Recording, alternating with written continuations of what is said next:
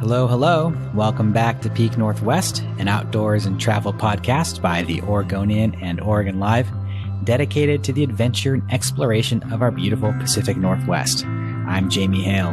And I'm Vicki Connor. Together, we take you to some of the most beautiful and interesting destinations in our region, discussing where to go, what to do, and places to see. But today we're talking about an annoying barrier that's standing in the way of a lot of our summer adventures, and that is gas prices.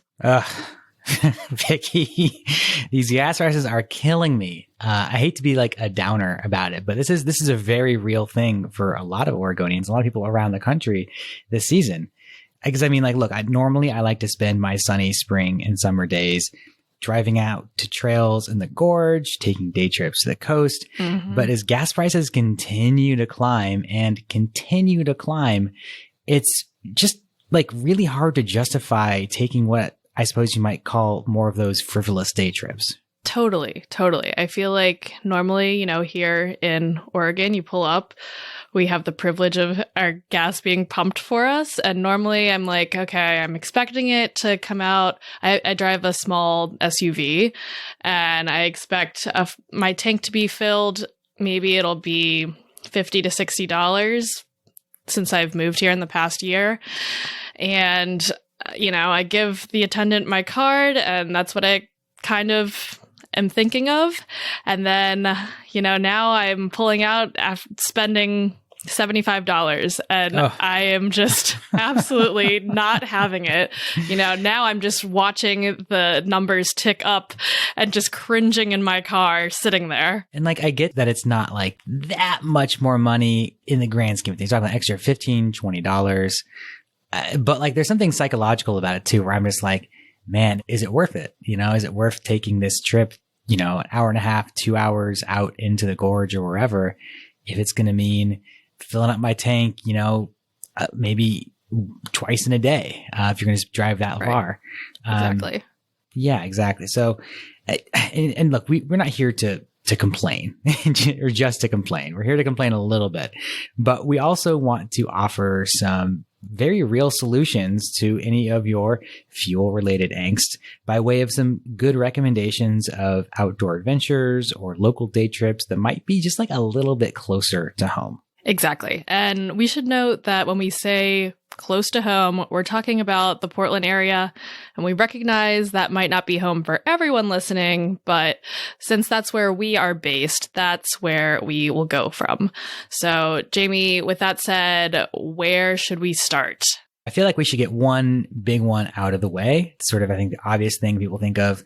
Where can I get outside if I am in Portland? And that is Forest Park, of course. Of course. We've got previous episodes about Forest Park. You can go back and listen to it. I did a guide called Forest Park Unraveled. You can go look at that. In short, there are like dozens of miles of trail in Forest Park. Oh, yeah. Bunch of trailheads, bunch of cool things. If you want to get out there, it's a great place to do it. Check out a part of the park you haven't been to before, if you've been to some parts before. I think it's definitely a really cool spot to explore. Yes, closest to Northwest Portland. And I often take my dog Stella out just to, have like a nice, steady walk in the woods, basically. And every time that I've been out there on the trail, I think I usually do like the Leif Erikson Trail or just a portion of it. And everyone there is just so happy to be out there. I don't know, it's because I usually am there on sunny days and people are soaking up the sun, but everyone's just out there enjoying the tree canopy, enjoying the mossy trees, the little stream running through. And it's just so nice, especially so close and convenient. Exactly. So folks, check it out if you haven't before, or go there. If you need a close-in spot to go hiking, that's, I think, a great candidate. Absolutely. If we're talking about just a little farther out, maybe some place that you haven't explored or haven't explored quite more, I love going to Sauvie Island. Vicki, since coming here, have you spent a whole lot of time out at Sauvie? I have not, but I've heard such great things.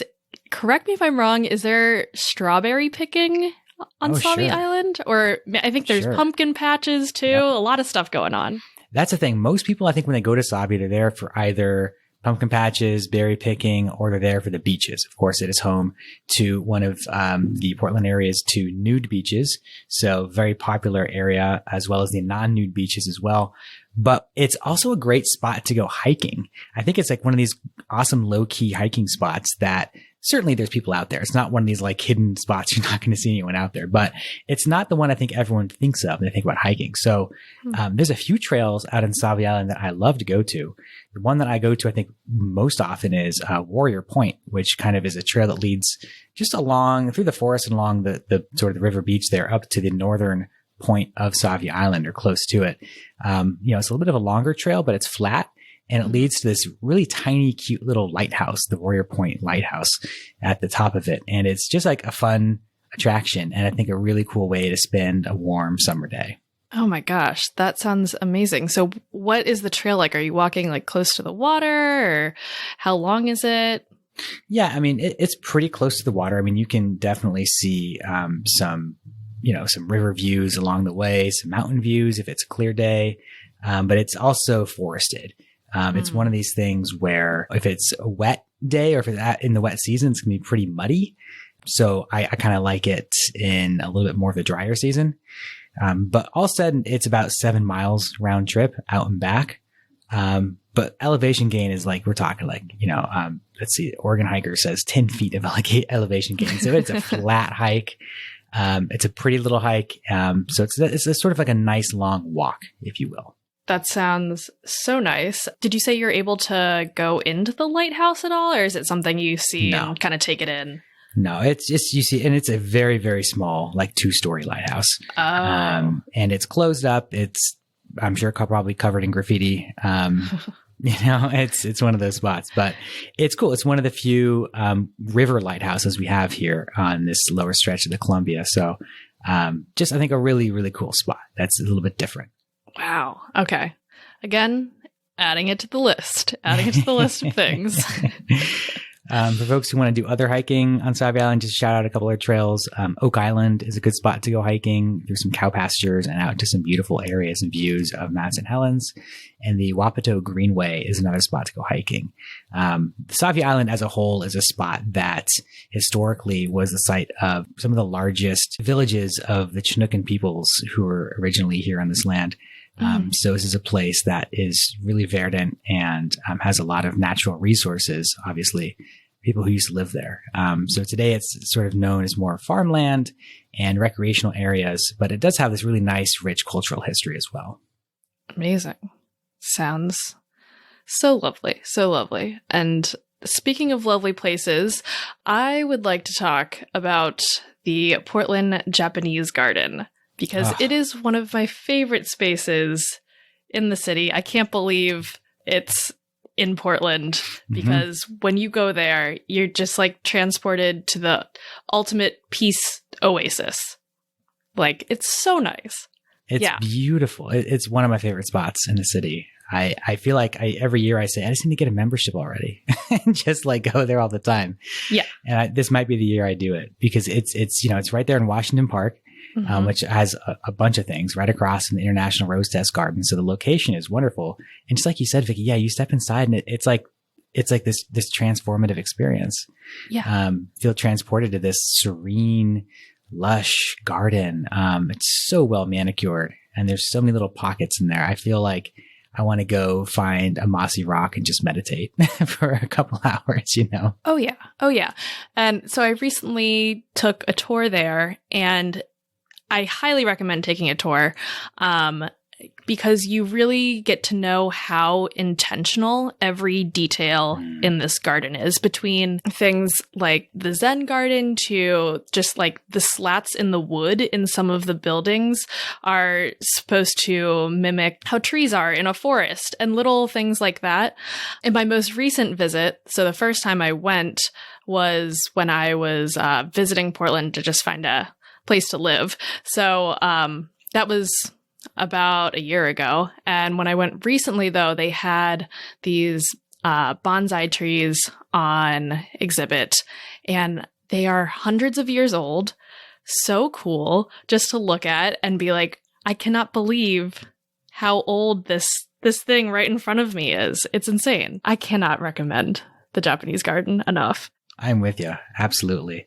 And folks, if you have not been in a while, they did a major renovation just a few years ago, maybe a number of years ago now. So they've got a new cafe and a new plaza and a new gift shop and all kinds of stuff. So they did it, it looks a lot different than if you went there, say 10, 15 years ago. So definitely check it out. Definitely check it out. Admission, you can buy your tickets online ahead of time. It's $20 for an adult ticket. And you can also, hot tip, you can make reservations for the cafe ahead of time, skip the line, and get some really great green tea, some little snacks, miso soup, and just sit in such an amazing space. Awesome. That's a great tip right there. I'm going to take advantage of that, I think. Well, sort of moving from the really quieter experience to maybe something that's a bit more adventurous, a bit grander. I know folks in Portland area love to go to the Columbia River Gorge as a day trip. As we mentioned, a lot of those hikes in the gorge, especially farther out, it's a good hour and a half, 2 hours at some of those places. And it can be, a lot on the wallet when you're talking about filling up your car to get to those places. But there are a few spots kind of more towards this western side of the gorge, kind of the mouth of the gorge, if you will, driving into Portland. My favorite is Oxbow Park, which is along the Sandy River, just a bit upriver from where it meets with the Columbia River. A really beautiful bend in the Sandy, and there's just some really great old growth forest hiking trails and some nice river beaches down there. A lot of room to spread out. It's just, I think, a phenomenal park run by Metro down there. So that's long been sort of one of my go-to close-in day trip spots. It's not super far from Portland, but it definitely is far enough that you feel like you're getting out of the city and getting into nature. And it's beautiful in all seasons. Is that one of those spots when it's just really nice outside, or people are looking to get a little tan, sit by the water? Is that a go-to for that type of thing? Well, I mean, I'd say Sauvie Island was the go-to for that kind of thing, but you definitely see people out there at Oxbow too, because there's a lot of river beach there. I mean, right now, obviously the rivers are running a little bit high, but when they're running a little lower, there's a lot of space to spread out there. And it's, I think, a perfect sort of lower key spot to do that. But even lower key is those forested hiking trails there. Because a lot of people are there for the river. Yeah. Not as many people are there for the forest. And there are some phenomenal, huge trees, lush forest there. That's what I like to do there. Oh my gosh. And if it's a hot day, especially, you can hike through there and get a little shade, feel a little bit of cool dampness of the forest. That's a great way to do it too. Oh my gosh. That sounds so great. Another spot, Sandy River Delta. Specifically for me, taking Stella out to Thousand Acre Dog Park. That area is great because you feel like, you're driving, you're getting out of the city. You have what feels like literally 1,000 acres just in front of you to let your dog roam free.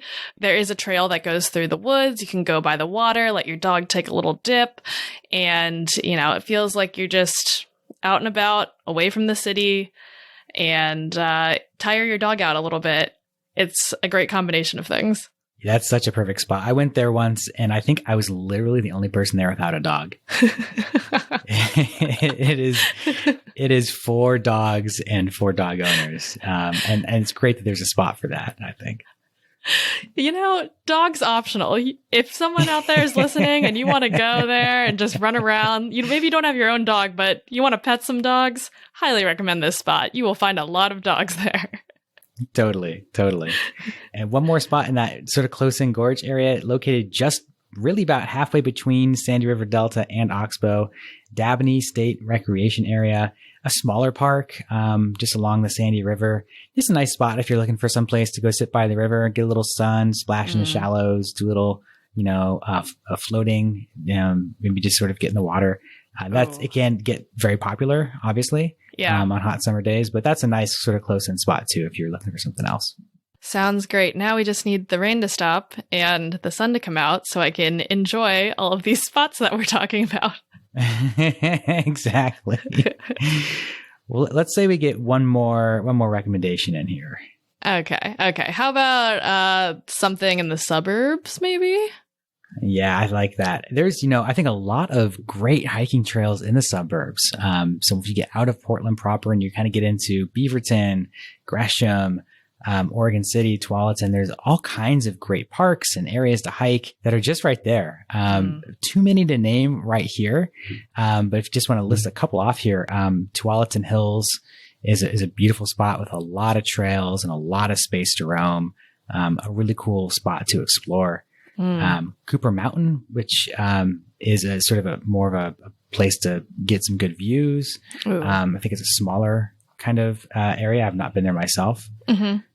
And then out in Clark County, across the river, if you go out to Camas, which is just a fun little small town. I used to live there for a few years. It's a great spot. There's a park called Lacamas Park that has a couple of small waterfalls, some little hikes, some little lakes, just a nice spot to walk around and get out in someplace different. Sounds like a hidden gem. A lot of those in the suburbs. I tell people all the time, get out to the suburbs. There's a lot of spots out there. Well, we will talk more about local places that make great day trips right after a short break.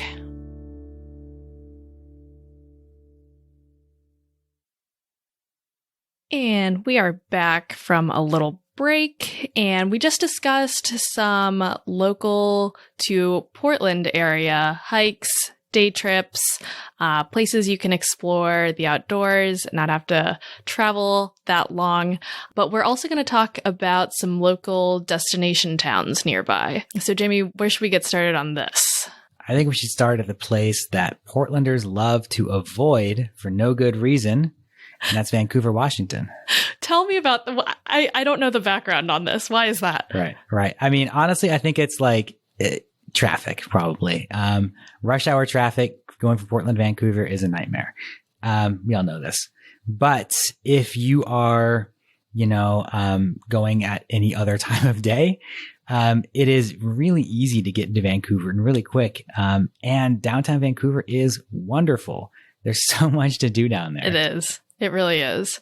One of my favorite spots is the Mighty Bowl, a great spot for lunch. Have you been there before, Jamie? Oh, yeah. I've been there for breakfast mostly. Oh, really? One of those acai bowls. Oh, yeah. Great acai bowls, great smoothies, some little bakery treats. Literally cannot go wrong. They have some great vegan options.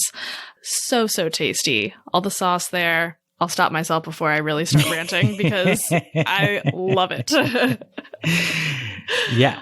The food scene down there is wonderful, isn't it? There's just so much. I know there's the new Vancouver Waterfront that they've been building up over the last few years where there are a bunch of restaurants now with some really good views right on the river. That's a great spot to go if you're looking for that kind of experience. But I also just like the downtown scene.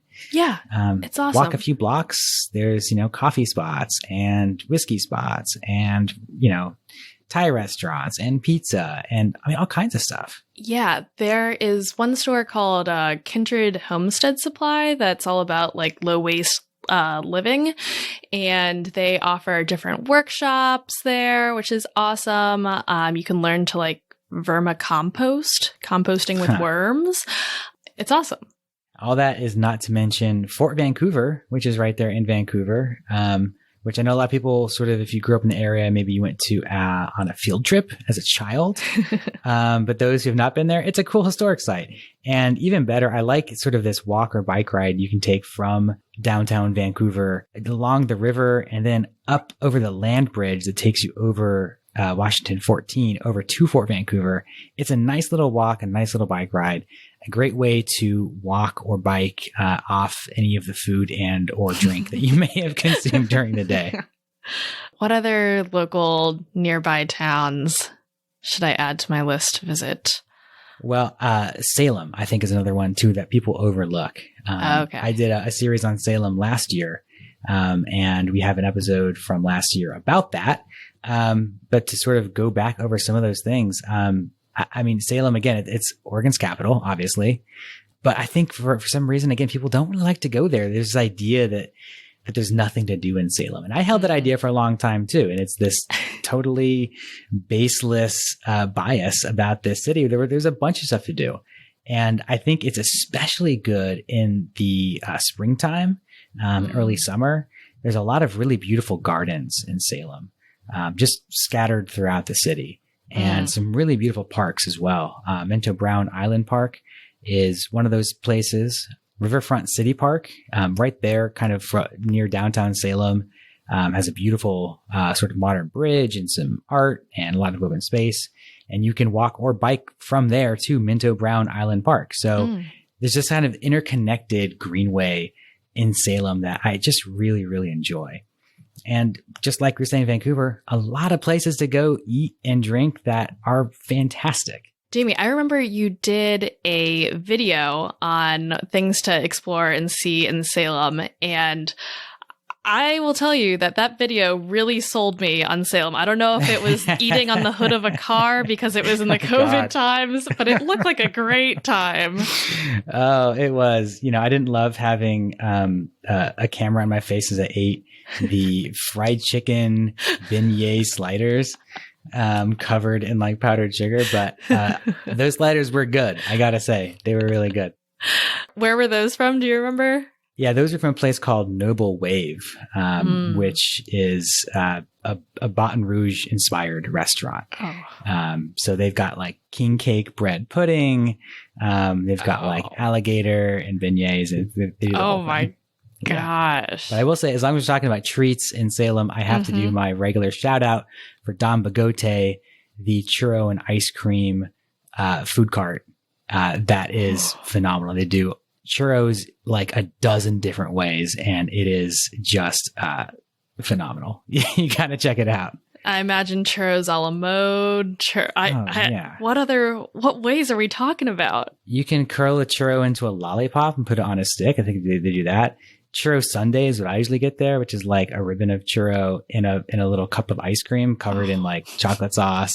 I had one of those covered in like chocolate sauce and Fruity Pebbles. I mean, it's just like it is. They are mad geniuses when it comes to working with a churro, and I highly recommend it to anyone with a sweet tooth. Wow! Oh my gosh! All right, where else are we headed? What other places around somewhere close to Portland should we hit up? Yeah, well, the third spot I had in mind, so the last of these cities, these towns near Portland, is Oregon City. End of the Oregon Trail, of course. My mechanic is there. One of the reasons that I do that is because it gives me an excuse to go check out and hang out in Oregon City on a regular basis, because there's like a bunch of cool stuff to do there as well. Really? So their little downtown is nice, and there's some good restaurants and stuff like that. But what I love to do is take the municipal elevator, which is a really cool attraction, up onto the bluffs there overlooking the city, and taking the Mclaughlin Promenade, which is a paved pathway that leads just sort of along those bluffs over the city. Eventually it'll give you a view of Willamette Falls, which is right there. And it's just a nice little walk, or a nice little place to sort of hang out and get some sunshine. Obviously, so Willamette Falls, they are working on a lot of sort of the transformation. The Confederated Tribes of Grand Ronde owns that land now on the Oregon City side of the falls, and they're turning that into this sort of large, cultural district, a place for people to come and stay in hotels, eat in restaurants, see cultural events, that sort of thing. That's going to be, I think, still a few years or more in the future. When that does happen, it will be, I think, one of the greatest draws, not just in Oregon City, but in the region. Yeah. But that's still a ways away. So I think we kind of have to sort of, not count on that yet, and just sort of enjoy all the other things that there are to do in Oregon City. Definitely. Any food recommendations in Oregon City that you got under your sleeve? One that I tend to go to a lot is Ingrid's Scandinavian food. It's just like a small little spot, but I love getting like, a smoked salmon lefse. Going in there, just grabbing a quick lunch like that. That's a great way to do it. I love Scandinavian food. There's a food cart by me that has, that great smoked salmon lefse. So I am now hooked on that. So Oregon City, here I come. I have become like a lefse freak. I just had some over this weekend at, I don't know if it's the same food cart, Viking Soul Food. Oh yeah. That is basically in my backyard. Yes. Oh, I love Viking Soul Food. It's such a great spot. So good. Oh my gosh.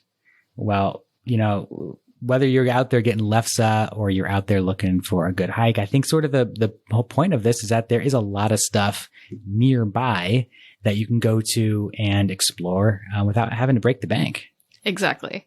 And on top of gas prices, you know, having to go get your car fixed up like I just did, taking it in for your regular maintenance, it really will rack up a bill. So if you're looking to save some pennies and stay nearby, hopefully we helped you out a little bit. Absolutely. And you know what? It's like really easy to get down about the gas prices and all that. But I think it's also, you can kind of reframe it as like, well, this is a cool opportunity to explore some stuff closer in that maybe I've overlooked. Exactly. Because I've wanted to get out to all the grand stuff, the coast and the gorge and Mountain Hood and all that. So it's a good opportunity, I think. Yeah. Explore where you currently are and places you've overlooked before. You never know what's right under your nose that you've been missing.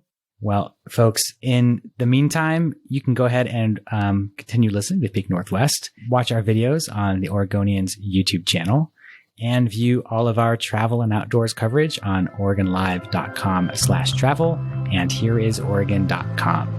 Please leave us a rating or review if you enjoyed the show. And if you want to support this podcast and our local journalism, please consider a subscription to Oregon Live.